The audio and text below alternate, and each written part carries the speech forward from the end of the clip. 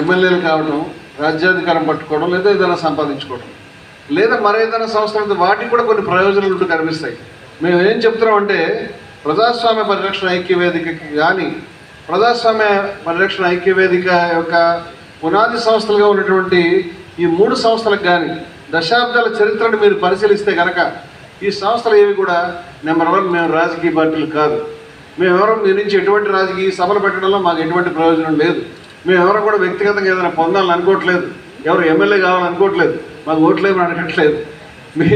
మీరంతా కూడా వస్తే మిమ్మల్ని కూడా ఎమ్మెల్యే చేస్తాం, మేము కూడా ఎమ్మెల్యేలు అవుతాం అని చెప్పట్లేదు. ఫ్లెక్సీల మీద మా ఫోటోలు పెట్టుకోవాలని అనుకోవట్లేదు. మాకు వ్యక్తిగతంగా ఏదైనా ఖ్యాతి కావాలని కానీ, ఏదైనా కీర్తికాంక్ష కావాలని, లేకపోతే ఏదైనా గుర్తింపు కావాలనేటువంటి తపన లేదు. వీరందరూ కూడా ప్రజారంగంలో దశాబ్దాలుగా పనిచేసేటువంటి వారు. బ్రహ్మారెడ్డి గారు కానివ్వండి, సురేంద్రబాబు గారు కానివ్వండి, జయభారత్లో ఉన్నటువంటి అనేక మంది ఉద్యమకారులు కానివ్వండి, వీరంతా కూడా దశాబ్దాలుగా 3-4 దశాబ్దాలుగా 2 దశాబ్దాలుగా 2.5 దశాబ్దాలుగా అనేక దశాబ్దాలుగా ప్రజారంగంలో నిరంతరంగా పనిచేస్తూ ఉన్నారు. ఫలితంతో సంబంధం లేకుండా ఈ అంశం న్యాయమైనది అనుకుంటే ప్రజలు ఎటున్నా సరే, సమాజం ఎటున్నా సరే, ప్రభుత్వాలు ఎటున్నా సరే, ఎవరు ఏమనుకున్నా సరే సంబంధం లేకుండా పనిచేస్తూ ఉన్నారు. ఇటువంటి నిజాయితీ కలిగినటువంటి వేదికలు ప్రజలందరికీ కూడా ప్రజాస్వామ్య పరిరక్షణ ఐక్యవేదిక తరఫున మొదట మేము మా శుభాకాంక్షలు, అభినందనలు తెలియజేస్తున్నాం. నా పేరు కౌత్ర ప్రసాద్. ప్రజాస్వామ్య పరిరక్షణ ఐక్యవేదిక రాష్ట్ర ప్రధాన కార్యదర్శిగా నేను పనిచేస్తున్నాను. మొదట ప్రజాస్వామ్య పరిరక్షణ ఐక్యవేదిక నిర్మాణంలో ఐక్యవేదిక యొక్క స్వరూపాన్ని ఒక 2 మాటల్లో చెప్పాలి. జన విజ్ఞాన వేదిక, జై భారత్, సత్యాన్వేషణ మండలి అనే 3 సంస్థలు కలిసి ప్రజాక్షేత్రంలో అప్పటికే గత 40 సంవత్సరాల నుంచి పనిచేస్తున్నప్పటికీ తగినంత ఫలితాన్ని రాబట్టాలంటే అందరం కలిసి ఏకీకృతంగా కొన్ని విషయాలకు పరిమితమై పనిచేయాలనే ఉద్దేశంతో దానిలో ప్రధానంగా ఎన్నికల సంస్కరణలు, 2 పాలనా వికేంద్రీకరణ, 3 గ్రామ సభల సక్రమ నిర్వహణ, 4 సమాచార హక్కు చట్ట సక్రమ వినియోగం అనే 4 అంశాల మీద ఫోకస్ పెట్టి భారత రాజ్యాంగం ఆధారంగా మంచి ప్రజాస్వామ్య ప్రభుత్వాలు ఏర్పడాలి, అలాగే బాధ్యత కలిగినటువంటి పౌరులతో సమాజం నడవాలనే ఉద్దేశంతో మా సంస్థలో సభ్యులుగా ఉన్న ప్రతి ఒక్కరికి కూడా ఒక 6 అంశాల పట్ల ఉచితమైన శిక్షణ ఇవ్వటం, సరైన పౌరులను తయారు చేయడం అనేది కార్యక్రమాలుగా పెట్టుకొని నడుస్తుంది. ఈ ఎన్నికల సంస్కరణల్లో భాగంగా ఏదైతే 2003లో ఎన్నికల కమిషనర్ నియామకంలో సుప్రీంకోర్టు సలహాను తోసిపుచ్చి పార్లమెంట్లో చేసినటువంటి చట్టం ద్వారా ఏర్పడినటువంటి ఎన్నికల కమిషన్ ఇప్పుడు ప్రవర్తిస్తున్న తీరు పట్ల, ఆ తర్వాత ఆ ఎన్నికల కమిషన్ అవలంబిస్తున్నటువంటి ఎస్ఐఆర్ విధానం ద్వారా ఇప్పటికీ 2 దశల్లో చేసినటువంటి ఎస్ఐఆర్లో 6.5 కోట్ల ఓట్లను తొలగించిందనేది మనందరికీ తెలిసినటువంటి విషయం. ఇప్పుడు మన తెలుగు రాష్ట్రాల్లో కూడా ఈ ఎస్ఐఆర్ జరుగుతుంది. ఈ విషయాల పట్ల ప్రజలందరికీ మేము ఇప్పటికీ దాదాపు 11 జిల్లాల్లో అవగాహన కలిగించడానికి సమావేశాలు నిర్వహించడం జరిగింది. ఇప్పుడు ఈ ఏలూరు జిల్లాలో మాకున్నటువంటి పరిమితమైనటువంటి వనరులతో జై భారత్ సంస్థ కొంత అత్యధికమైనటువంటి బాధ్యత తీసుకొని ఇక్కడ ఈ సమావేశాన్ని ఏర్పాటు చేయడం జరిగింది. అట్లాగే దీనిలో ఈ ఎన్నికల కమిషనర్ నియామకంలో జరుగుతున్నటువంటి లోపాల గురించి, లేకపోతే సమగ్రత గురించి మేము ప్రజాస్వామ్య పరిరక్షణ ఐక్యవేదికగా ఒక సమగ్రమైనటువంటి నివేదికని మేము పుస్తక రూపంలో ప్రకటించడం జరిగింది. దీన్ని అందరికీ అందుబాటులో ఉంచాము. ఇక్కడ స్టాల్లో కూడా ఉంది. హాజరైనటువంటి మిత్రులు కూడా అందజేయడం జరిగింది. అలాగే ఇప్పుడు ఈ ఎస్ఐఆర్లో సరైనటువంటి బాధ్యతగా పౌరులు కనుక అవగాహన పనులు కాకపోతే ఎవరి ఓటు ఎట్లా తొలగిపోతుందో తెలియని గందరగోళ పరిస్థితి ఉంది. కానీ సమాజంలో ఉన్నటువంటి 99% మంది ప్రజలకి ఈ ఎస్ఐఆర్ పట్ల కనీసం అవగాహన లేకపోవడం వల్ల ఏ విధమైనటువంటి జాగ్రత్తలు ప్రజలు తీసుకుంటున్నారు. కానీ రేపు జూలై 21వ తేదీన ముసాయిదా ఓటర్ ప్రకటన ఆంధ్రప్రదేశ్లో ప్రకటించిన తర్వాత ఎవరి ఓట్లయితే పోతాయో ఆ తర్వాత వీరందరూ ఆందోళన పడి చాలా ఇబ్బందులు పడేటటువంటి పరిస్థితి కూడా ఉంది. వాటి పట్ల కూడా ఇంతకుముందు కొంత తెలియజేశాము. ఏవైనా అనుమానాలు ఉండేటట్లయితే ఈ సమావేశం చివరిలో ఆ విషయాలు కూడా అనుమానాలను నివృత్తి చేస్తామని కూడా తెలియజేశాము. కాబట్టి ఈ ఏలూరు జిల్లాలో ప్రజాస్వామ్య పరిరక్షణ ఐక్యవేదిక యొక్క బలాన్ని పెంచుకొని సక్రమమైనటువంటి కమిటీలు నిర్మాణం చేయాలని ఇక్కడ ఈ జిల్లాలో కూడా మా ఐక్యవేదిక తగినంత పనిచేస్తూ సమాజం కోసం ఎక్కువ మందిని చైతన్యవంతులైనటువంటి కార్యకర్తలని సమీకరించుకొని ఈ జిల్లాలో కూడా మా సేవలు అందించాలనేది మేము పెట్టుకున్నటువంటి లక్ష్యం. ఓకే. నమస్కారం అండి, నా పేరు బ్రహ్మారెడ్డి. ప్రజాస్వామ్య పరిరక్షణ ఐక్యవేదిక కోర్ కమిటీ మెంబర్ని.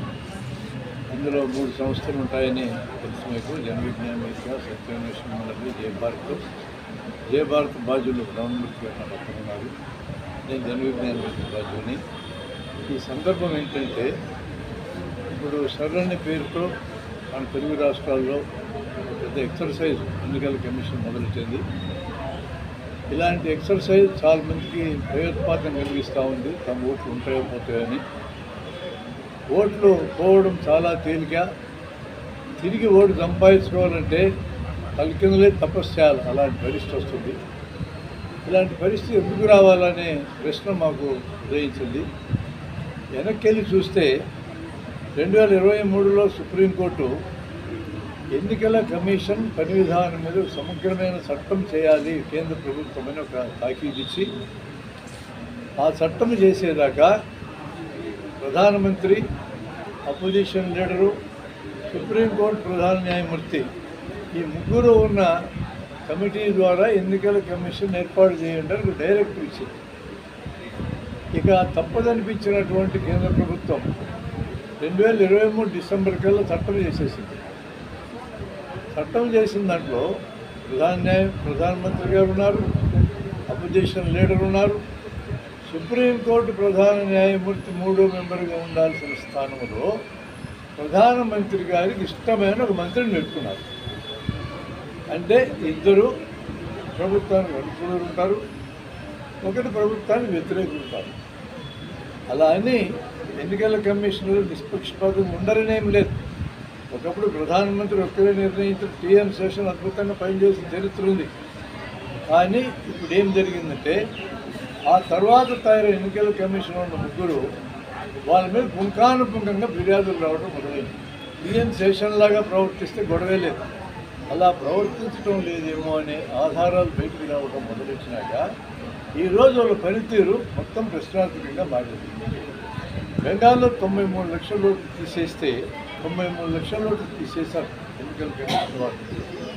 27 లక్షల మంది మా ఓటు తీసేయడం న్యాయం కాదని పత్రాలు సుప్రీంకోర్టుకి సమర్పిస్తే 200 మందికి మాత్రమే సుప్రీంకోర్టు ఓటు ఇచ్చి మిగతా వాళ్ళతో ఏమన్నదంటే ఈసారి ఎదురులే ఓటు ఇప్పుడు పోతే పోయినది అన్నది. ఇలాంటి భాష వచ్చినాక ఎన్నికల కమిషన్ పనితీరు మీద ప్రజలకు భయం కలుగుతుంది. ఎట్లా ఉంటుంది? ఆంధ్రలో ఎన్నికల మీద ADR association of democratic rights ఇచ్చిన రిపోర్టు, ఓట్ ఫర్ డెమోక్రసీ ఇచ్చిన రిపోర్టుల ఆధారంగా ఇక్కడున్న ఎన్నికల కమిషనర్ రాత్రి 11:45 నుంచి 2 గంటల దాకా ఎన్నికలు జరిగినాయని చెప్పి రిపోర్ట్ ఇచ్చారు. ఆయన ఇచ్చిన స్టేట్మెంటే. చిట్ట చివరి ఓటు 2 గంటలకు పడ్డదని ఆయనే చెప్పారు. ఈ టైంలో 3,200 బూతులు పనిచేసిందని చెప్పారు. ఈ టైంలో 15 లక్షల ఓట్లు పడ్డాయని కూడా ఆయనే చెప్పారు. మేమేం అడుగుతున్నామంటే, నిమిషానికి 4 ఓట్లు పడ్డాయి, దాని లెక్క యావరేజ్. నిమిషానికి 4 ఓట్లు ఎట్లా పడ్డాయి మాకు డెమాన్స్ట్రేషన్ ఏమని అడుగుతున్నాం. మేమే తప్పట్టంలో వాళ్ళని నిమిషానికి 1 ఓటు పడతారు మాకు తెలుసు. ఇప్పటిదాకా 4 ఎట్ల పడ్డాయి చూపించి బాబు అని అడుగుతున్నాం. జవాబు ఇవ్వరు. వాళ్ళ మీద ఏ ఫిర్యాదు వచ్చినా జవాబు ఇవ్వరు. సరే, బెంగాలు, అస్సాము, బీహార్ అంటే విదేశస్తులు వచ్చి చేరి ఓట్లు తీసుకున్నారంటే కొంత నమ్మచ్చు. ఆంధ్ర లెక్క నుంచి విదేశస్తులు వచ్చినారు, తెలంగాణ లెక్క నుంచి విదేశస్తులు వచ్చినారు. అక్కడ పెట్టిన నిబంధనలు ఇక్కడ పెట్టి ఓటును కాపాడుకోవడానికి కష్టమైన పరిస్థితి రావడం ఏంటి? నా వరకు నేను ఇప్పటికి 5 రోజుల నుంచి నా ఓటును సంపాదించుకోవడానికి నానాతిప్పలు పడుతున్న క్రమంలో ఇప్పటికి దారి దొరకలా. ఏ విధంగా 87కి ముందే నాకు ఓటు ఉంది. 87కి ముందుంటే ఒక డాక్యుమెంట్ ఇస్తే చాలన్నారు. నేను వెళ్ళి కాగితం ఇస్తే నువ్వు పోయినసారి ఓటు ఏ బూతులు వేసానో చెప్పాలి, రాయాలి తింటావు, రాకపోతే నీ ఓటు పీకేస్తూ తర్వాత నిరూపించుకుంటున్నారు. ఆ బూత్ లెవెల్ ఆఫీసరు ఇంటికి వచ్చి కాగితాలు ఇవ్వడంలా, మేము పోయి బతులాడి తెచ్చుకుంటుంది పరిస్థితి. అదే చాలా విషయాలు తెలుసని నాకు నేను చుతాపించుకుంటాను. నా గతే ఇట్టుంటే చదువు సందలు లేని రోడ్లు దిక్కు లేకుండా పోతాయని చెప్పి ఎందుకు నేను అనుమానించకూడదు? ఈ ఎన్నికల కమిషన్ నిష్పక్షపాతంగా ప్రవర్తిస్తుందని ఎట్ట నమ్మాలి? నాలాంటి నమ్మలేకపోతే ఇలాంటి దుస్తున్న సంగతిని ఈరోజు ప్రజల ముందు సమగ్రమైన చర్చలు పెట్టాలని మేము భావిస్తున్నాం. మేము ఏ రాజకీయ పార్టీలో చేరము, మేము లేము, ఏ రాజకీయ పార్టీ అధికారులు ఉండదు మాకు అనవసరము. కానీ ఈ దేశంలో ప్రజాస్వామ్యతంగా ఎన్నికలు జరగాలని మాత్రం మరొక కోరుకుంటున్నాం. ఈ క్రమంలో మాకున్న మాట్లాడే హక్కులు మేము వదులుకోదలుచుకుంటున్నాం.